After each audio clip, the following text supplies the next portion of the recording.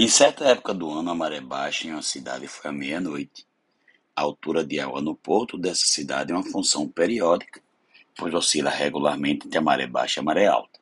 Ou seja, a altura da maré aumenta até atingir um valor máximo e vai diminuindo até atingir o valor mínimo, para depois aumentar de novo até a maré alta e assim por diante. Observe que o valor mínimo é 1 metro abaixo do nível normal e o máximo 3 metros acima desse nível. O gráfico que mostra a variação da altura y em metros, em função do tempo, é. Então, eu sempre olho, pessoal, primeiro para as alternativas. Veja que nas alternativas tem funções senos e cossenos, mas nenhuma delas, no caso da variável t, tem alguma coisa somando a variável. Então, significa que se não tem nada somando a variável t nem subtraindo, é que o gráfico não vai ser deslocado horizontalmente, tem que estar começando no eixo y.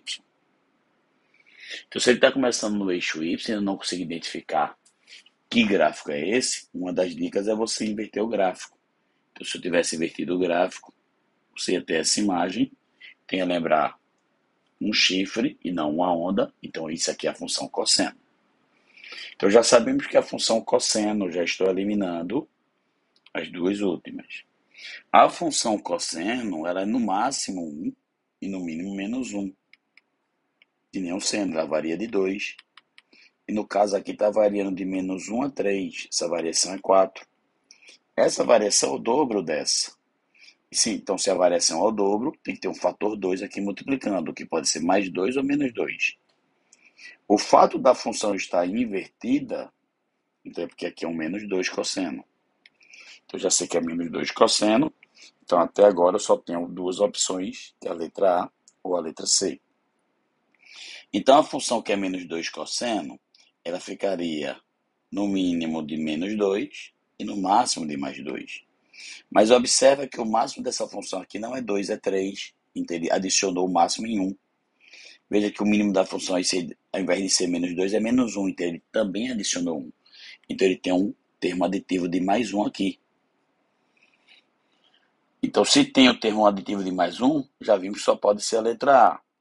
Mas o cara que multiplica a variável t, se você lembrar, que poderia chamar de bt, por exemplo, está associado ao período. Então, se eu pegar o período da função seno ou cosseno, que é 2π, e dividir pelo cara que multiplica a variável, vai ter que dar o período. E esse período, quando você observa, ela se repete de quanto em quanto? De 6 em 6, porque a cada 6 ela volta a se repetir. Então, esse período é 6. Fazendo meios pelos extremos, e 6 multiplicando vai passar dividindo. Se eu simplificar por 2, vai ficar π sobre 3.